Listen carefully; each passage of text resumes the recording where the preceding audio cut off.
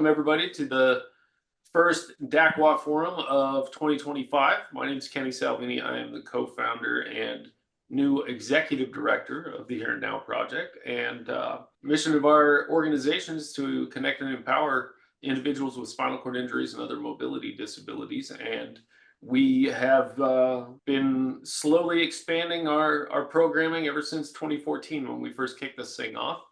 And we've pulled in the Disability Advocacy Coalition of Washington, a group of longtime wheelchair users in the community that wanted to put together wheelchair user-led forums, and really excited for the presenters tonight and for the discussion. Yeah, just a couple quick notes. Please stay muted and put your questions in the chat if and when you have them. And with that, I'll hand it off to Elaine, who's kind of our MC for this topic of finding accessible places. So take it away. Hi, everyone. This is Elaine Stefanowicz, and thank you so much for being here. We tried to listen to everyone and find out topics that you're interested in, and housing always seems to be just one of those issues that keeps coming up, and it's really important. 2 years ago, I was in need of finding an accessible apartment, and it was a real challenge. And fortunately, I found a place. It's more expensive, than I've ever paid, but I think that's just how it goes now.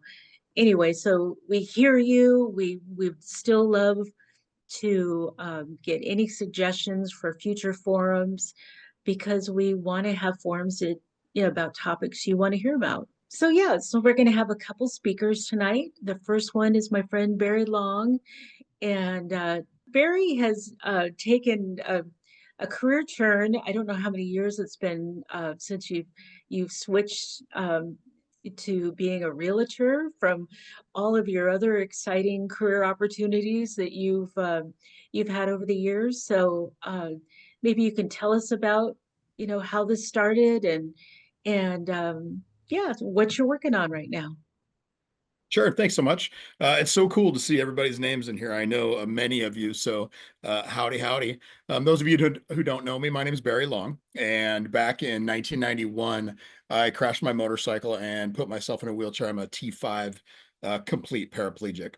And right from the get-go, started doing public speaking. So I was a public speaker. I've had a public speaking company called Talk and Roll Enterprises since the early 90s, and took the opportunity to backpack around the world, and have done some really cool things. And I guess it was about 8 years ago, almost 9 years ago now, I was doing a keynote for a local real estate company, Sotheby's International Realty. And in my keynote, I made a little bit of fun of them. There had been some wine involved, so I was a little loose, and made fun of them and said, hey, you know what? You guys are one of the biggest real estate companies in the world, and accessibility is non-existent in buying and selling real estate. So why don't you guys fix it? And be careful what you ask for, because about a month later, the owner of one of the local Sotheby's offices took me out to lunch and said, "You're right, Barry. It does suck. There isn't anything close to accessibility within real estate, and we'd like it if you came and helped us fix it."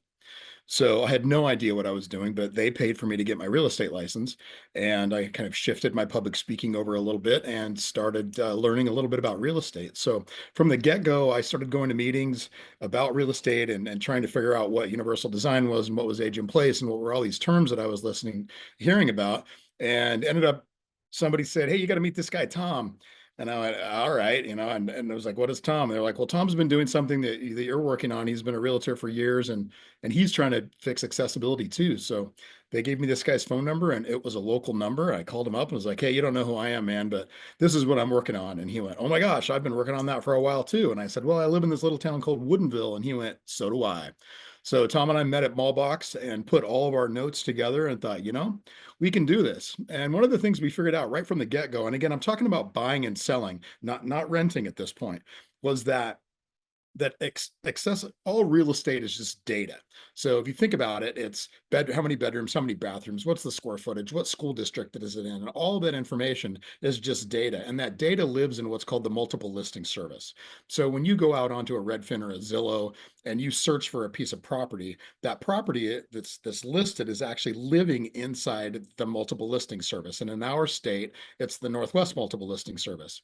And what we realized when we were looking at accessibility and real estate was that there was nowhere to put accessibility in the multiple listing service. At that point, there were only two buttons. So with all of the data they were collecting, those two buttons were disabled access interior and disabled access exterior. And that was it. So there was no way for the database to house accessibility information. So Tom and I partnered up with the Northwest Multiple, and they were absolutely fantastic and gave us access to the back-end database and showed us how it all worked and how the multiple listing services actually collect the data and how they disseminate the data and how they use the data. And we realized that accessibility needed to be added to the database. And immediately I get questions, well, how come it hadn't been done before? Well, there were lots of reasons. One of the reasons was because people were afraid of accessibility. There's this thing called the Fair Housing Act, which means that I and many of you are a protected class. So we're not allowed, as realtors, are not allowed to market to us like they wouldn't be able to market to somebody with a specific religious background or sexuality or all these different things. And disability is one of those protected classes. So the MLSs were shying away from adding accessibility. Well, Tom and I didn't care. So we did a bunch of research, and actually several of you on this Zoom tonight got emails from me and said, hey, I want to try and figure out, well, what does accessibility really mean? And what was interesting was there was this fear, and you understand it, of disability because of the fact that we are a protected class. So people were afraid to get into the back end of the database to add accessibility because disability was getting in the way.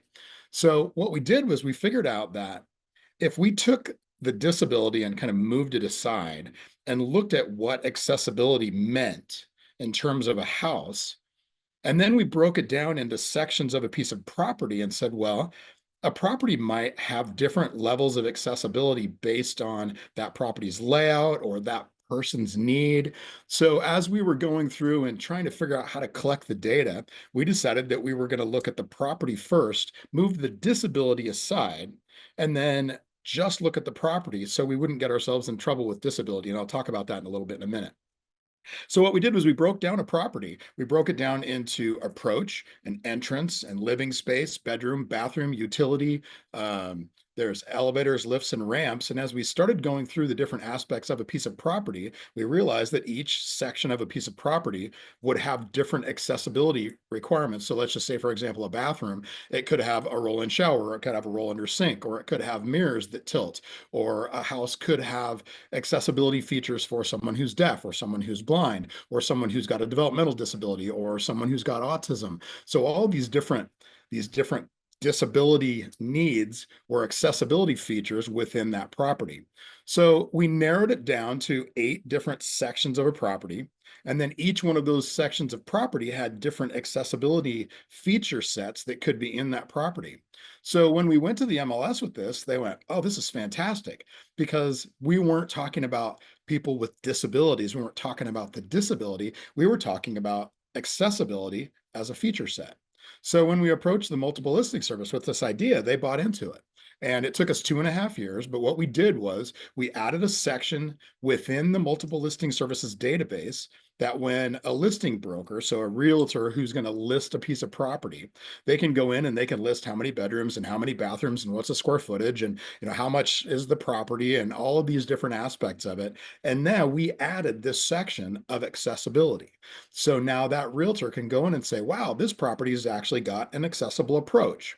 And with those 8 searchable criteria that I listed, approach and entrance and living space, bathroom, bedroom, utility, ones for smart technology. Then what we did was we had a supplemental document that lived in the back end that had all of the details of the accessibility features for each one of those sections of a property.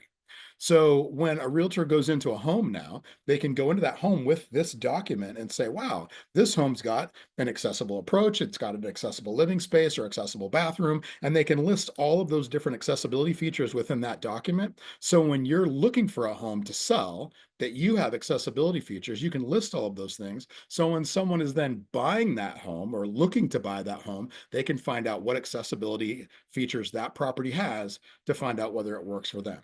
So the whole process was just an amazing journey for us because I knew accessibility from my manual wheelchair perspective, but then I ended up talking to Kenny and I talked to Ian and I talked to a whole bunch of the guys that were in power chairs and they enlightened me on what accessibility meant for them. And then we went out and we met people that had visual impairments and we met people that were deaf and that people that had all these different types of accessibility needs based on their disability.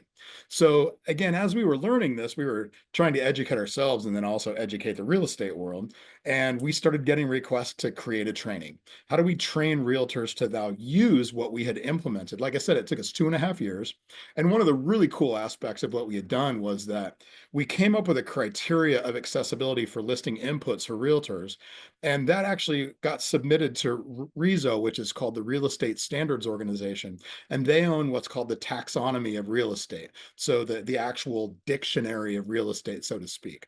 And REZO then, they're the ones who determine what words can be used in real estate. So for example, the state of Washington says bedroom. Well, that means that the state of Oregon needs to say bedroom too, because if the state of Oregon says BDRM for their data endpoint and the state of Washington says bedroom, now we have two data points for the same piece of a property. So there has to be a standard across the country. So what was really cool for Tom and I was that our accessibility standards became the criteria for the country. So we are now the state of Washington set the standard for the rest of the country for the taxonomy of accessibility. So then as we built out this training, we were just winging it and we were trying to figure out, well, how do you train accessibility to somebody who knows nothing about it? And then how do we do that with the Fair Housing Act and not get ourselves in trouble? Because again, I'm not supposed to market to myself. So I can't actually say, hey, we've got a lovely wheelchair accessible house and you're in a wheelchair, you should go look at this house. That's actually against the law because of the Fair Housing Act. So what we did was we figured out that if we described disability in a way that just highlighted what it meant, and then we went through disability. It was kind of the white elephant in the room where we went, all right, well, here are the different types of disability that impact real estate. And then we discussed those aspects of disability. And then we went, okay, now you have an understanding of what disability is and what it means, or at least an idea of what it means. So now we're going to move disability aside and we're going to talk about the accessibility features of a property, knowing that it came from somebody who has a disability or somebody who has a need for those accessibility features. And then as we talk about the accessibility features, we're no longer worried about the disability word. So we're not worried about the Fair Housing Act anymore. So then we did a little bit on what the Fair Housing Act was and what the Americans with Disabilities Act is and how those relate to residential real estate. And then we talked about how do you work with people with disabilities because all of us have different needs and wants, but yet we're all just people. And we had a 3-hour clock hour class. Well, it was interesting for us because it was so well received that we realized that there wasn't enough time for Tom and I to go around and train all the realtors who wanted to learn about it. So we decided, and then COVID hit, that we were going to build out a training that was asynchronous. So it's online that any realtor can go onto the website and they can download our training and then they can learn all these different aspects of how to make real estate accessible and how to work with people with disabilities. And it took us, wow, it took us 2.5 years to get our work into the MLS, and it took us 5 more years. And in January, we just launched it's called the Accessibility Real Estate Specialist Training Designation. And the state of Washington, we now have a 10-hour clock hour class that realtors in Washington can take to learn all these different aspects of accessibility around real estate. And Tom and I today, we're finishing up the application for us to take this on a national level. So very soon, realtors all over the whole country are going to be able to swipe their credit card, take our training and learn a whole bunch of aspects of real estate, but also they're going to learn, well, how do realtors work with people who have these different disabilities. And again, I'm seeing pictures of many, or your names of many of you that are actually in the training, because we decided it wasn't just going to be Tom and I talking about what disability means. When I'm talking about somebody who's in a power chair and I don't really know because I'm in a manual chair. So we brought in people with all different aspects of disabilities and accessibility needs, and different criteria that a property that has accessibility would need. And we put all of you in front of the camera. So realtors all over the country are now learning what it means to buy and sell accessible properties, and how to work with people with disabilities. And my favorite part of the whole training is the very last aspect of the training, which is just a video collage of all of those of you that were in the training. And there's skydiving and rock climbing and water rafting and kids. And it was awesome, because the bottom line is that we're all just people, and we deserve to be able to find houses just like everybody else. So it's been an amazing journey for Tom and I to put all this together. And I want to go back to a point that I made earlier of, well, why hasn't it been done yet? And, the Americans with Disabilities Act passed in 1992. And here we are, in 2025, and we're just now launching this. And it was for a few reasons. One, I mentioned because there was this level of fear that somebody was going to get sued, and lawsuit happy people are all over the place, that if a realtor said the wrong thing or did the wrong thing, that they were going to have a lawsuit against them. So they just stepped away from it completely. And then the MLSs were in the same boat. They were nervous about adding accessibility because it's a hot topic, and it's one that is very personal to many of us. So Tom and I realized really quick that we were going to make some people mad in what we were doing, because we might not use the right terminology that everybody likes, or we might not say things the right way, or things change as we built the training. Terminology changed of what you were and weren't supposed to say. So the MLSs were really shy about adding this to their databases. And it's surprising, but there's 275 powerful MLSs around the country. We're lucky in Washington; we just have one major one, but in Atlanta there's four. So kind of the pinnacle of Tom and I putting all this together, which was so much fun, was just a few months ago. I had the opportunity to present to all of the largest MLSs in the country of what we've done here in Washington. And it was absolutely fantastic. It was the scariest thing I've ever done in my life. I got up in front of 1,000 people and I presented what we've all been working on for so long, which is adding accessibility to residential real estate in a way that anybody at any time can go on Zillow or Redfin or Trulia or Realtor.com, and they can search for a 3-bedroom, 2-bath in whatever town it is you want. And you can find an accessible approach, accessible entrance, an accessible bathroom. Or what we're just about ready to add is an adaptable bedroom or an adaptable bathroom or an adaptable home. And we're even, pushing the term visitable now. That, there's a couple of you I see on this list that I know your houses aren't totally wheelchair accessible, but they're accessible enough for somebody to come visit. So it's just been an amazing journey, for Tom and I. And I am excited now to see where it's about ready to go, because after my presentation, gosh, I think it was in either September or October, Tom and I are now on the path to start meeting with MLSs around the entire country and have them start implementing what we've done here, so we can add this to the next level and have people anywhere find accessibility anywhere that they need to. So with that, I know I rambled on about kind of where we've come from, but if there are any questions, I'm just going to pop the chat up, and Elaine, please jump in if there are. This is, we hadn't talked about this before, but is there any way to have Barry share his screen and maybe show us some accessibility features, on your website? Yeah, well, yeah, it's actually the thing right now. So that's an interesting question, and one of the things that we're working on, because right now the way that it works is you basically in the state of Washington have to have a realtor to find it. That right now it lives in the multiple listing service, but it doesn't live on Zillow and Redfin yet, because the way that those companies work is they actually reach in and they grab data from the MLS. And what's interesting, if you go to a Zillow or you go to Redfin or even Trulia or Realtor.com, they all actually have slightly different information sometimes, or they'll pull different information and different data. They've got different, how much your house is worth. They have different numbers, and they all use a different algorithm. They all have what they believe is the best algorithm to use. And And right now, the accessibility information that Tom and I have added lives in the MLS. And we haven't gotten to the point yet where the Zillows and the Redfins and those guys actually reach in and grab it.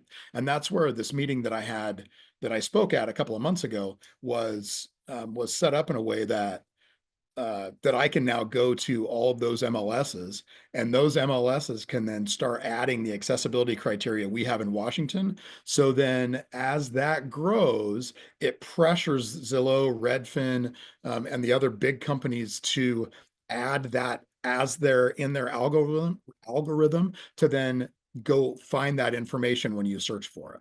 So it's not it's not that somebody's going to right now going to be able to go into that specific listing and say, hey, I'm looking for accessibility. The realtor could put that in the marketing notes, but they're very careful about that because, again, that Fair Housing Act, it's so ridiculous. But one of the words that we're not supposed to say is wheelchair. We're literally not, the Fair Housing Act has a list of 100 words you're not supposed to say in real estate listings, and wheelchair is one of those. So we're trying to change that. And Tom and I asked for forgiveness, not permission, with the Department of Licensing, and said, hey, look, we're going to do it. And if you want to bust us for it, please just come to us first before you get us in trouble, because we want to justify why we're doing what we're doing. But I'm hoping that, in the next year-ish, that as we get more MLSs on board, then the Zillows and those Redfins are going to have to step up and add accessibility so people can search for it. And then on the flip side of that, actually, one of the things that's been fun for us is that we've watched the value of accessibility change as we've done this. Because when we first added this, the way that appraisers work is they take two houses and they compare them together. And they say, okay, this house is for sale. So I'm going to look and see what the other houses in that neighborhood that are close to the same square footage, the same number of bedrooms, the same garage space, the same school district, and they'll take those and then they'll compare how much did these three houses sell for, and then that determines what that fourth house is worth. Well, the problem with accessibility was there were no comps out there. There were no houses that had accessibility in the system for a realtor to go actually look at to say that, hey, Elaine, you're selling your house and your house has these accessibility features. Well, what are those worth? And Tom and I presented to the Pacific Northwest Appraisers Association, and it was fun to get up in front of 150, almost 200 people and have them look at us and go, we don't know how to do it. And now that we've got several thousand homes in the MLS that have accessibility, the appraisers are now able to go in to the MLS and compare houses that have accessibility features with other houses that have accessibility features and come up with a value of what that home is now worth more than the home next door that doesn't have accessibility features. So as we get more and more houses into the system, it actually allows those of us that are selling houses with accessibility features to add value to that property as we sell it. So it's another side of this that we weren't really anticipating in the beginning, but we're watching it happen. Tom and I just sold a house over on Whidbey Island, and it was fun because the appraiser came in and he was all excited because it was the first time he'd been able to go appraise a house that had accessibility features similar to other houses that he had already appraised. So it was fun for us to watch that process. But hey, I just saw Matthew just asked or made a comment about our aging population, and that's something that's I want to touch on, because as we're training realtors to learn about accessibility, one of the aspects of this is that it's not just about disability. It's truly about accessibility for whoever needs it. Now, obviously, those of us who have disabilities, it's invaluable to us. But as the population ages, we're seeing that more and more and more people are going to be needing the same accessibility features that I need right now, because as people age and they don't have a quote unquote disability, they're going to grow into that aspect of their lives at some point. It's just inevitable. So we're seeing that like 1 in 4 people in this country have some kind of a mobility need. And as the boomers hit 70 years old, and it's like 10,000 of them a day for the next 11 years or something crazy, it does two things. It's showing the builders that there's value in adding accessibility when they're building a house, because it's cheaper to do when you build it than it is to remodel it later. And then what it's doing for those of us that have accessibility features already built into our homes, that when we decide we want to move or we want to upgrade or we want to downsize or we want to do something, then what that does is it actually adds value to our property because more people are going to want those and need those accessibility features. So it's been an uh, I've said interesting a few times, but that's the word I keep coming to as we watch this morph into larger than just what I had originally thought was, hey, I'm going to fix accessibility in real estate, but it's much broader than that, that more people need it and want it than we ever realized. Let's see here. Paulette just asked a question. What about rental property, houses, or apartments? So what my hope is when it comes to the rental properties and apartments is that as we get more MLSs on board, more realtors on board, property managers on board that understand that this isn't a bad thing. It's pretty much the wave of the future when it comes to residential real estate, that apartment complexes and rental, properties will kind of fall in line. And one thing with apartments is multi-unit dwellings by law have to have, accessible units in them. I think that it's 5% or 3% around the country and 5% in Washington, that, for every 100 units, they have to have so many units that have that Title IV accessibility.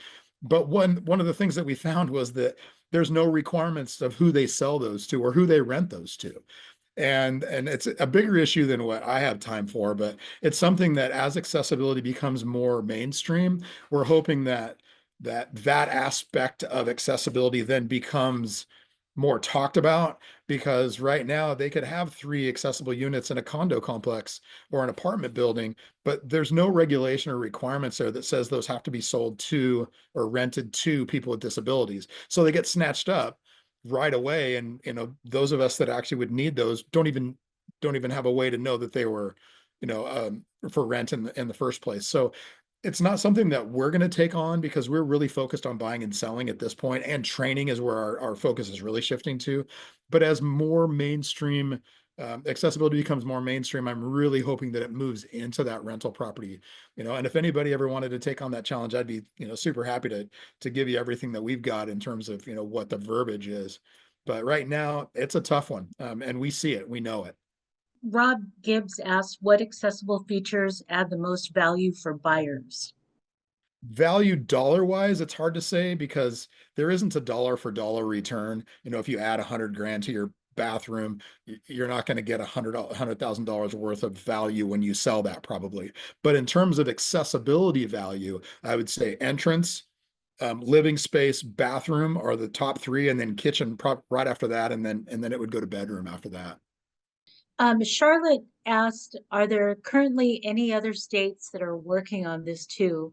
Just wondered because, for example, different topic of how the state of Oregon has wheelchair specific parking placards and Washington doesn't. Yeah. Yes, Tom and I have been working with several other states. Let's see, we're working with Georgia.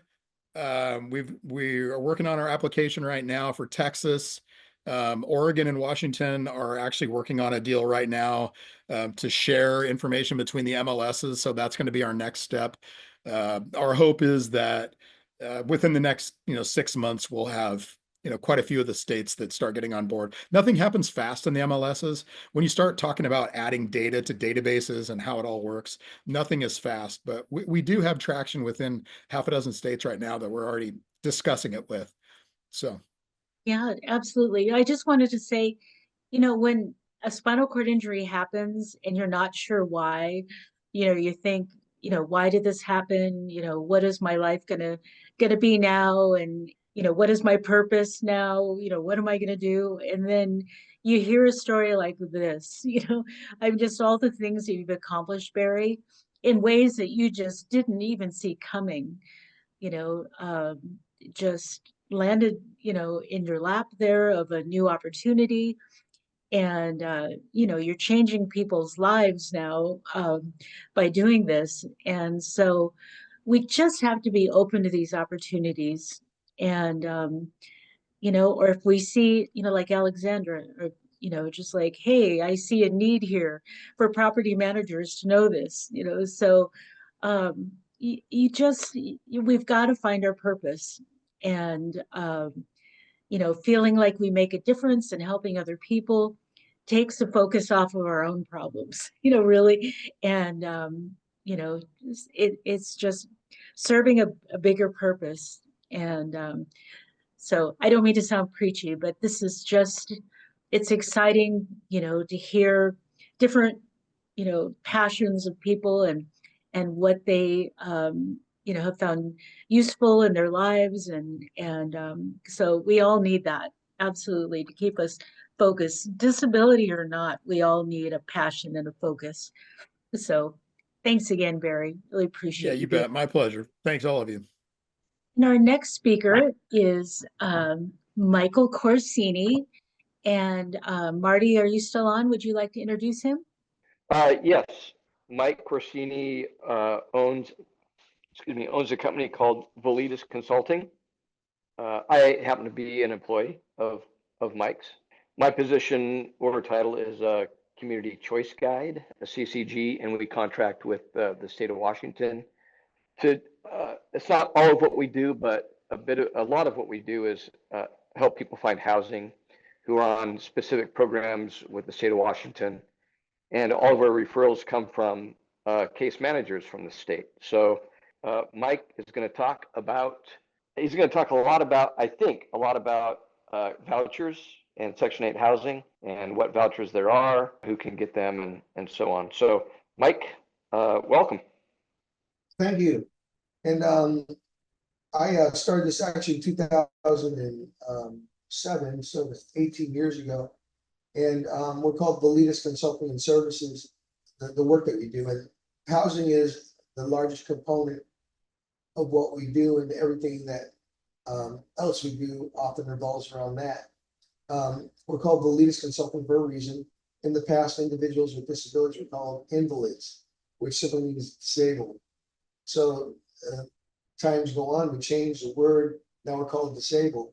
And the word might not sound as nasty, but the definition is the same. What can't you do?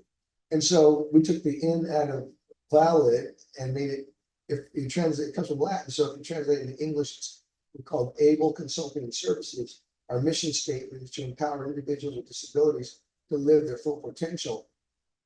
There's something called the Olmstead Act that back in 1999 that said that if you're somebody with a disability and you're living in an institution, but you're capable of living in the community, you have the right to be facilitated by the state to the state's capacity to their fullest extent.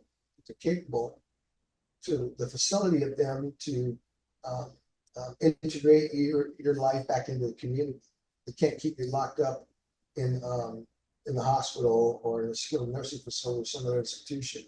So what we've been doing for the last 17 years is transitioning people from institutional living to community living. And the other thing we do is there's people in the community with disabilities, their circumstances become unstable. And you can imagine the reasons. I mean, the people we work with are disabled, like many of us are, or all of us are, at different degrees, mental health, physiological, so on. But they're living in the community, but life is very not unstable, it's fragile. And all it takes is one little thing, a leaky pipe, and you have to pay the plumber $300, and there goes half your rent. And you're on fixed income or low income. So what we do is we get referrals to people who are in institutions and the state wants them out. And we get referrals every day that we can't accept because the need is so great. So we're hiring. And one of the requirements for this job that I can't advertise is if you've had a disability for 4 years or more. That's funny.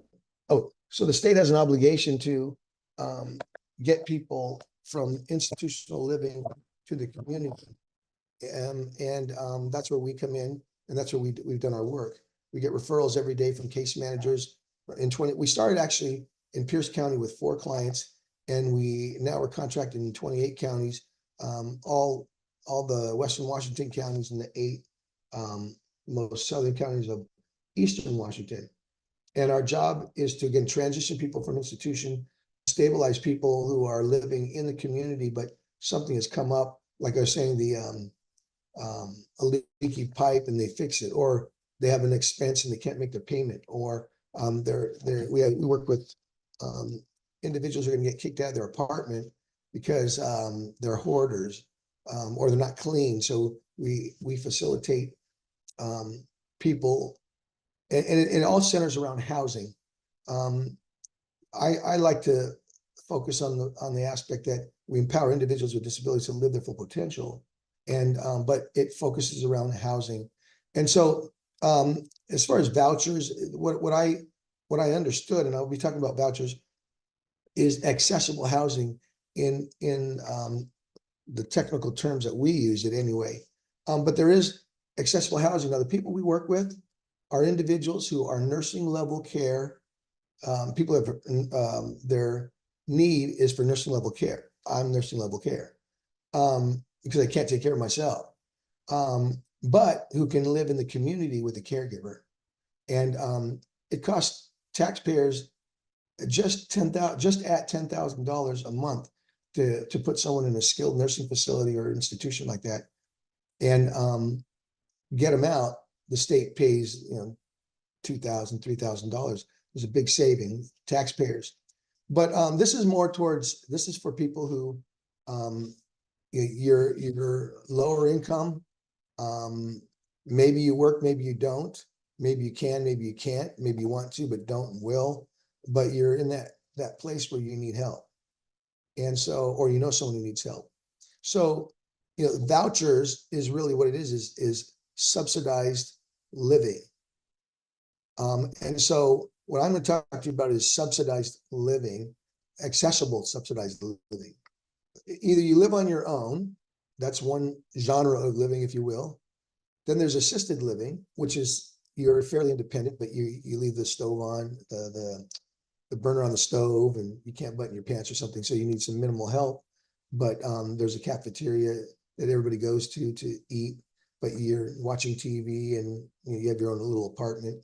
And there's adult family homes where it's a group home where there's 4, 5, 6 beds, 6 people. You have a room or shared room, and you live in the community in a home, and you're able to you're taken care of. They have caregivers. Those are people for higher care needs, like myself. If I didn't go to a skilled nursing facility because I didn't have a place to live, I would go to an adult family home because assisted living would work for me. So those are the subsidized categories, if you will, that we work with. And that if you're low income and you find yourself in a bad spot and you don't have anywhere to go and family can't help you, or they can only help a little bit, then those are the options you're looking at. So, what is accessible housing? Well, either it's constructed or renovated to allow people with disabilities to live independently or more independently. And so I got the definition here. It says accessibility is achieved through architectural design, but also by integrating accessibility features such as modified furniture, shelves, cupboards, and so on. And that made me think of, in another place, but it made me think of Barry's, instead of accessibility, it's adaptability. Anyway, it's not just the structure. We have categories that when we look at a place, it's an ADA apartment. It's a wheelchair-friendly apartment. I'll talk about that a little bit later. The wheelchair-friendly apartment would be the adaptable that Barry used. But anyway, 7 things that should be in an apartment when we look for an apartment for somebody that's accessible. And Barry, again, you mentioned the word disabled or wheelchair, whatever, wasn't used. And I'm looking at these 7 things, and it's all about accessibility, not about disability. It says an accessible building entrance on an accessible route, an accessible common and public use areas, doors usable by a person in a wheelchair, it does mention wheelchair, accessible route into and through the dwelling unit, light switches, electrical outlets, thermostats, and other environmental controls in accessible locations, reinforced walls and bathrooms for later installation, grab bars, and usable kitchens and bathrooms. I mean, that's just Barry went over all that. It was awesome. So, but in spite of these advancements, I found something here. It said, the great majority of new single family homes replicate the barriers in existing homes. So, there you have it. Well, Barry's taking care of the part where we can go into the community and find homes that are accessible, but that stuff is not very available. But what is available? And we talk about vouchers. Well, there's multiple housing authorities, and we probably know this, but there's multiple housing authorities throughout the state. There's Seattle Housing Authority, King County Housing Authority. Going, Seattle has its own, yes, it does. King County Housing Authority. There's Tacoma Housing Authority. There's Pierce County Housing Authority. So Pierce County has a housing authority, and Tacoma does. And there's Everett Housing Authority. There's others. Basically, each one of these has their own way of doing things. So I can tell you, you need to be patient, and it takes a lot of work. When you go through the housing authority, there's a couple different kinds of vouchers. There's a couple different ways to get Section 8. There's the individual tenant-based Section 8 housing voucher. That means one of these housing authorities, they're all full. They got thousands of applications. Well, every so often they open up their program for people to apply. And we get the word and we spread it to everybody, and then people rush down there and apply, and they get on the rolls, and then they close it again after a couple of days. Well, then you have to wait, and the wait list is like 5 years, 7 years, depending on the area, but it's several years. So that's individual tenant-based Section 8 housing vouchers, and most people I run into when they hear Section 8, that's what they think of. But there's a couple of others. There's one called they're project-based Section 8 housing. We do a lot with these. Well, we do a lot with those and the subsidized. So project-based Section 8 housing is these vouchers are tied to a specific property, meaning the subsidy stays with the unit. They are often targeted towards households with special needs, such as homeless families, disabled individuals, and victims of domestic violence. So if these are buildings, they're projects. I used to rent an office in downtown Tacoma from the owner of, it's called the Winthrop. It's a 192 unit public housing high rise. They had some market rate apartments, but most of those apartments were subsidized. And so that leads us to the next one. So there's project-based, and the next one is subsidized housing, Section 8. It's very similar to project-based because it is project-based, but it's meant specifically for individuals with disabilities and so on, who are low income and all that. That one, most residents for the subsidized pay no more than 28% of their adjusted monthly income on rent or utilities. So if you earned $900, and I'm just being ballpark, if you brought in $900 and you had one of these subsidized apartments, and the market rate was $2,000, then what would end up happening is you would pay 1/3 of your income, or 28%, so $900, $300, a little under $300, and the voucher or the government would subsidize the rest to the apartment complex. They wouldn't do it through you with your voucher; they would do it directly to the project. So you're paying $300 for a $1,500 to $2,000 apartment. They do adjustments for rent, for the utilities and things. So you get a break there as well. But that's subsidized housing. And a couple other things here. It's tied to the property. It's about 30%, 28%. The thing I want to emphasize, sometimes people think because they have a voucher or because a company is offering these apartments that they'll overlook things in their past, their background checks and all that. And it's the same thing for these folks. They want you to have 2 or 3 times the rent. And you're saying, well, wait a minute, if it's $2,000, 2 or 3 times, make 2 or 3 times the rent that you have to pay.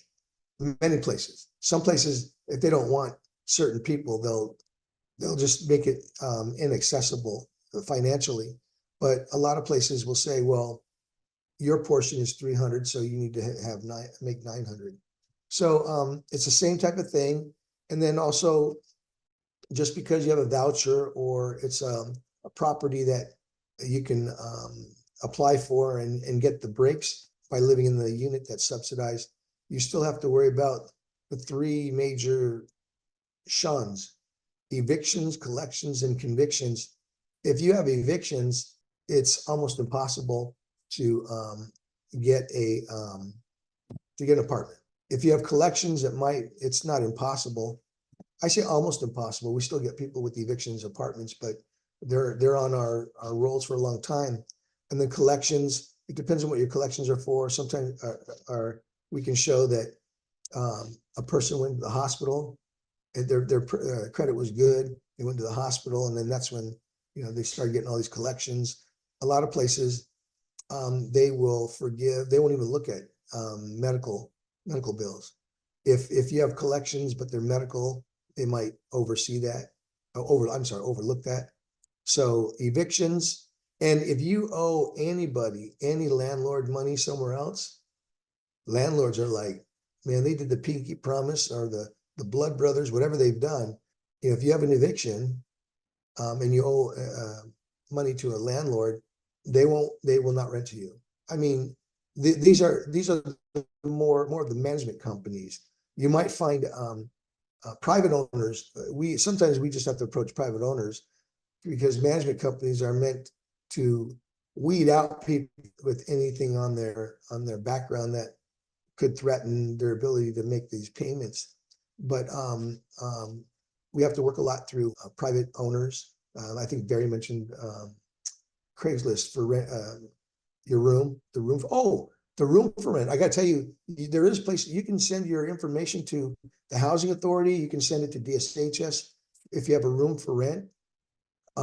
We build relationships with people who have multiple rentals, whether it be rooms or whatever, and we let them know when we have a client who needs a place to live, and we just give them the information, and but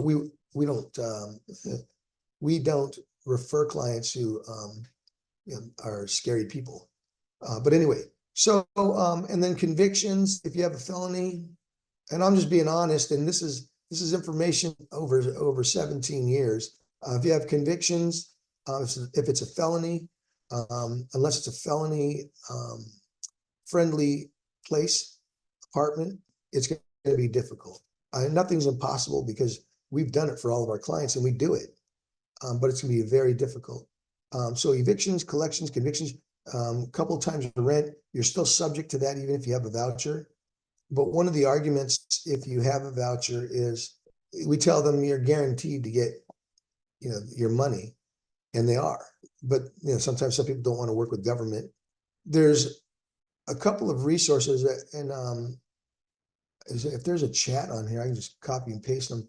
But there's one called Apt Finder, aptfinder.org. That's the best. That lists homes only strictly for the disabled. It lists apartments and things for if you're depending on how many rooms you're looking for. If you're looking for just subsidized apartments, you can look in the areas by zip code. It's really cool. It's a government thing, but oh no, it's not a government thing. I'm sorry, I'm thinking of something else. But there's an adult family home finder. If you're ever looking for an adult family home, look for the adult family home finder on the web, and if it's .gov, Washington.gov, it'll list all the adult family homes in Washington State, and you can break it down by zip code. You can break it down by city, county, however you want, name. But this one, App Finder, is just very similar. It has different categories of elderly, apartments for the elderly, apartments for 55 and older, apartments for the disabled, apartment complexes only the disabled, only the elderly. So that's a good one. There's apartmentfinder.com, and I'll put these in the chat. And then there's Get Subsidized Housing, and there's local renting information, so on. So these things, you'll explore them, especially that App Finder. I dig that. So we've had to be real open and thoughtful. There's form and there's function. The ADA compliant apartment formally meets the definition of an accessible housing scenario. Where wheelchair friendly may not meet the formal definition, but it will meet a functional definition, meaning that there's things you can do, you can get around, and with just a little bit of moving this or that or whatever, you don't have to do any major doorway widening or no ramps or anything like that. Anyway, so there's that, and another one I put is partially accessible. Like my house before the fire, I had a fire back in 2022. I can get into my bed. I can get to all the house except for the second bathroom and back bedroom. And the second back bedroom was tight. I couldn't get into that. My house burned down to the ground. It was totaled. And so I had it rebuilt. I moved back here like 7 or 8 months ago, and I made modifications where I just moved the wall a couple feet. Both my bathrooms have roll-in showers. I didn't make it a disability home.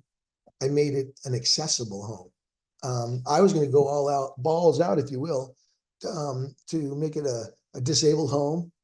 And I had some people who know real estate told me to cool my jets, and had me think about resale. And not that if I made it the way I wanted it, the only people you could sell it to were disabled people in wheelchairs. But now the way I had it set up is, I think most of the boxes we would check, and I'm gonna look into that with the MLS if I ever have to sell. So partially accessible, you can get into the bedroom, the kitchen, the bathroom, and maybe there's other areas of your home you can't get into.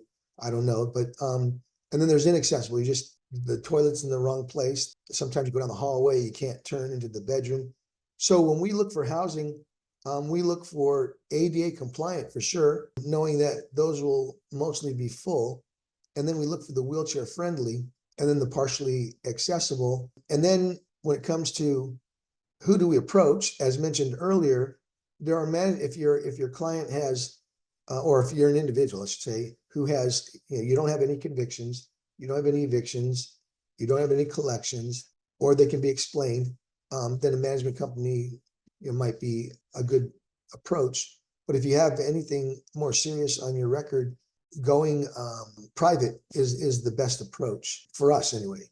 And that's what we found. There are some vouchers, but the way you get vouchers nowadays is there's all kinds of vouchers, but the way you get them is dependent upon your situation. So we work with people who are in skilled nursing facilities. If you know anybody in a skilled nursing facility who can live outside in an adult family home, assisted living, or they can live on their own with a caregiver, then this program will help them. But those who are able to live in independent living scenarios, the state provides us with like a bridge voucher, a NED voucher, all these acronyms, a mainstream voucher, and others. So like a bridge voucher is meant to where you're in a skilled nursing or an institution, you want to get out. Well, they'll give you an apartment, a subsidy for an apartment, but once you get that apartment, it's a bridge. You have to continue looking for housing and all that until you find it, and then they provide that voucher to somebody else. A NED voucher, non-elderly disabled, young folks who, meaning below 62, you end up in a skilled nursing facility. You're driving a car one day, you might be 30 years old. You're driving your car and you get in a car crash and you crush your hips. And so you have to go to the hospital. Well, then you lose your job, you lose your money, you lose your pay, you lose your car, you lose your house. And then you don't have a real strong support system, so you lose everything that's in your apartment or your house. They throw it away. Then you have to start all over. Well, that's where this non-elderly disabled voucher means you're not elderly, you're under 62, and you're disabled. And our job is to look and find you a place that you can restructure your life, reset up your life. And that's what we do too for independent living folks. After we find them housing, and we have to do this for people who are clients of DSHS. And by the way, if you are on COPES, then those are the people we serve. There's 70,000 people on COPES in Washington State, and those are our, I mean, we don't serve 70,000, not 70,000 need it, but we serve a lot. They're all on, one of their eligibility requirements is they're on the COPES program, or they're with Home and Community Services. So if you're on COPES, if you talk to your case manager, you're not specifically eligible for the program because they haven't determined your eligibility for it, but you can be eligible for the program because you're on COPES. And so they'll assign you a company like ours, and you'll get someone like Marty, who everybody loves. He does a great job, very professional, a great resource. But and what happens is that client, that staff, we call them independent living specialists, will then facilitate and empower you to move forward in looking for what you need. Some people need widened doorways if they have their homes.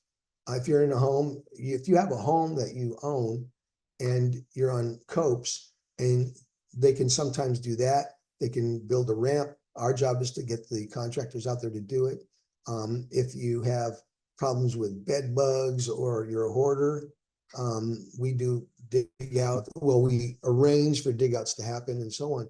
But with housing, if you're on those programs, ask them about the Community Choice Guide program, or look it up on the web. There's lots of information, and see if maybe it could be helpful to you or maybe somebody you know.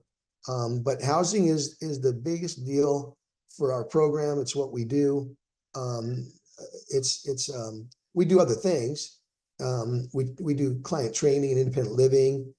People want to get jobs. So let me see if I have anything else. No, so that's what I have. And bottom line is, resources are slim for sure. Finding an apartment or a house or a room to rent for yourself is hard work. And we have professionals who do it every single day. And sometimes they get something on the first or second call, but most of the time they just have to keep at it, keep looking. I mean, if I talk to 10 of my staff, all of them will have some of the same resources and different, but these guys, they're professionals, they're housing professionals, and amongst other things, and they're having a hard time sometimes getting people housing, and it's because of the income or because of we've had clients who have evictions, collections, and convictions, and we still have been able to house them. So it's not impossible, but just because you have a voucher or whatever doesn't mean that it's going to be easy. And the other thing is, last thing I'll say is, all the information you find on the web you got to go behind, and going behind what I'm sharing with you is, is talking these options. What are my options? Talking to if you're on COPES, your case manager, what are my options for housing? I have a friend who went to an assisted living, and he wasn't even disabled like I am. He just got older. He's 60 something and got ill. But if you talk to your case managers, they'll be able to tell you what you might be eligible for if you're on that program, COPES. And if you're not, then this information would be good for somebody who is on COPES, but also for someone who's low income, and especially the links. Go to the apartments, and you'll see all the facilities that have housing that's at 1/3 the cost. So that's what I have for you. If you have any questions, I'm all ears. Thanks, Mike. This is Elaine. Great information. Thank you so much. Marcia, did you get your question answered about the skilled nursing facility? No, I did not. And my question is, we have a friend who is a high quad, and he's on a vent. He requires skilled nursing care, and he recently went into an SNF because he could not find enough skilled nursing care. The state of Washington does not pay enough to be competitive with, say, hospitals. And, I really have questions about how that comports with the Olmsted decision. I mean, if the state is paying so little that they can't get either home health aides or skilled nursing, then it seems to me that the whole Olmsted decision is kind of moot if people can't get the care they need outside of an institution. Yes. Let me give you an example for us. I've been doing this since 2007. In 2008, they gave us a rate. We've been working, and our rate is the same, has been the same for 17 years. They have not increased their rate 17, and we spend, my agency spends $550,000 a year on stuff. We buy beds, we buy different types of furniture, we pay first and last and all that. We get reimbursed, but the need is huge. But when it comes to what you're saying, the state is not ponying up. They haven't adjusted our rate in the 17 years. Right now, my company is experiencing some pretty harsh challenges because of that. And so by attrition, the state of Washington is denying individuals with disabilities the services they need. $65 in 2008 buys far less today. In fact, 65 hours is $97.17. So right now we're lobbying the legislature to raise our rate, not because we want our raise, to adjust our rate. We don't use the word raise because the state is facing a $15 billion deficit and they're not going to raise anybody. But our program, this program is facing insolvency because the state hasn't given it. How many of us could live off of the money that we earned 17 years ago? I say we robbed Peter to pay Paul, but there's no Peter to rob anymore. Peter doesn't have any money left in his pocket. So that $550,000 that we spend, we can't spend that money anymore, that much. And we have to limit our services. So guess what? Because the state hasn't adjusted their payment to meet the needs of the program that they designed, fewer people are getting served. Companies are closing their doors or they're cutting off the service.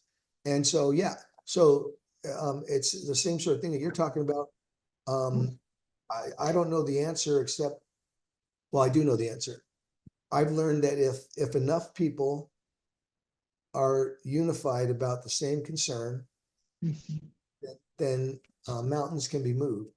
And so we're doing our level best, but yeah, services are getting, they won't say they're cutting services back. Services are just getting cut back because this program is dependent on, and most of this stuff is dependent. Washington State uses a lot of third-party service providers for adult family homes. That's a third-party service provider contracted to provide services to Washington State. Washington State designs a program. We were spending $4,000 a month, a year on insurance. The same insurance now is $12,000 a month, a year. So, prices rise, but again, the services shrink because to provide those services, everything, and they add regulation, which costs admin time. So yeah, state's in a pickle, and but yeah, so I would just say, when whoever you have an ear to speak to, let them know what's up. Tell them, asking that question, how can you? Well, I don't know how you can't. You're neglecting the state's neglecting their obligation. I mean, they're the ones who designed the program. They're the ones that said this is the way it should be done, and now they're saying they can't do it because, or they're not giving them money to do it. Yeah. So, sorry, I didn't have a better answer, but we live in the reality. And I will say this: the what's happening with some of our people is that why we have to relocate them is not because where they live is bad or because of any disability thing. It's because landlords, they're raising the rates way above what these people can adjust to. So they're forced to move out of those apartments. And then the landlords are refurbishing the apartments and then selling, renting them for $400 or $500 more a month. And it's locking people who have limited income. The numbers that gets thrown around DSHS is that there's a 2% vacancy rate for housing that we're looking for. And that's for everybody. It's even a smaller percentage for people who are on fixed income or low income. So there's nothing easy about it. It's as I started, I finished. It's one of the most needed, it's one of the most costly, and one of the most limited resources available. Yeah. But it's worth the fight. We can fight this together. So Absolutely. yeah. I saw Marcia's camera come on and Charlotte's. Did either one of you? Well, I have information about the Fair Housing Center. Okay, what I have experienced is that every time I approach the ADA Center with a question about housing, they say, if that's not us, you have to go talk to the fair housing people. And for one reason or another, I never pursued that because I never really needed to. And then a couple of us were trying to help out somebody in a not very tenable apartment situation. This is someone in a wheelchair, and the elevator where they are keeps breaking down, and they're trying to get out of there, but they haven't been able to get the money together for first, last, and security. So they're kind of stuck in this place, and they had to sign another lease. And so I asked them to keep track of how often the elevator is broken down, because if they are able to find another place and get the money to move in, it seemed to me that the elevator being broken down could be a good reason to break the lease. So when we started talking about doing this forum, I contacted the Fair Housing Center. There is one in our area, and we had arranged for one of their staff people to be part of this program tonight, but their funding is currently frozen, and so they were not able to show up. But she did answer some of the questions that I had raised. And so with your permission, I will go ahead and read you the information that she sent, because personally, I thought it was pretty interesting. Number one, if the elevator is broken and a person with disability cannot use the stairs safely or at all, then they may request the following reasonable accommodations.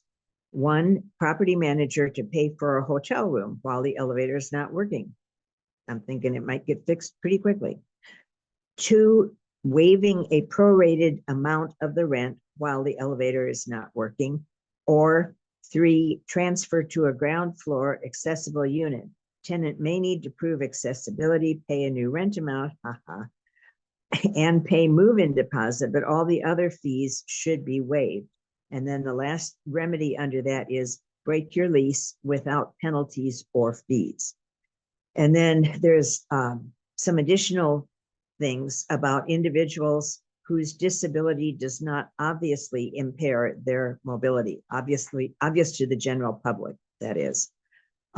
If you have a mobility impairment, but it's not clearly visible, you need third-party verification from a professional who knows of your disability and your disability-related need to use the elevator and avoid using stairs. And that verification needs to state all of the following things: that the individual is disabled per fair housing laws, that their disability prevents them from being able to use stairs safely, what specific request is being made, for example, breaking the lease without penalty or fees, the note writer's name and contact information, and how the note writer knows the individual.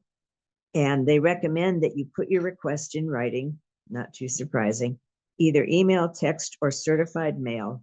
If you do need to have it in person, ask for a neutral third party to come with you and or send a follow-up email asking your housing provider to confirm specific arrangements you have verbally discussed. And if your reasonable accommodation request is denied, you have a right to file a fair housing complaint with HUD or the Washington State Human Rights Commission. And then they sent us a bunch of information, including links to some webinars that they have done. And I believe those are included on the resource sheet that Elaine has provided. So I think the takeaway is that there is this resource out there. I believe that they are still assisting people, even though they couldn't come and do a training for us. I don't know anybody that has contacted them. And to me, they're kind of like, you know, this possible thing that could help us, but we don't really know until somebody tries. So that's basically what I have from them. Thank you so much, Marcia. That's really helpful. And I forgot I forgot you were doing that right after Mike spoke. Could you just briefly talk about CDAN and when they meet and some of the things they're working on? Sure, I would be happy to. CDAN is the CD Cross Disability Advocacy Network. Thank you. And it is affiliated with Disability Rights Washington, but it also is kind of semi-independent. They don't really control what the members can do. And when the legislature is not in session, I think they meet once a month. Now that the legislature is in session, we are meeting every week, Thursdays at, oh shoot, I have it on my calendar. You'd think I could remember. Okay, it's from 6 to 7:30. And one of the things I really like about it is that it is, in fact, a cross-disability network. There are people there who have histories of mental illness. There are people who have cognitive disabilities, and they are really impressive at showing up. I mean, they are the ones that really put the wind behind nothing about us without us. So I really value that network. They track the different bills that are going through the legislature. They decide which ones they're going to support and how they're going to do it.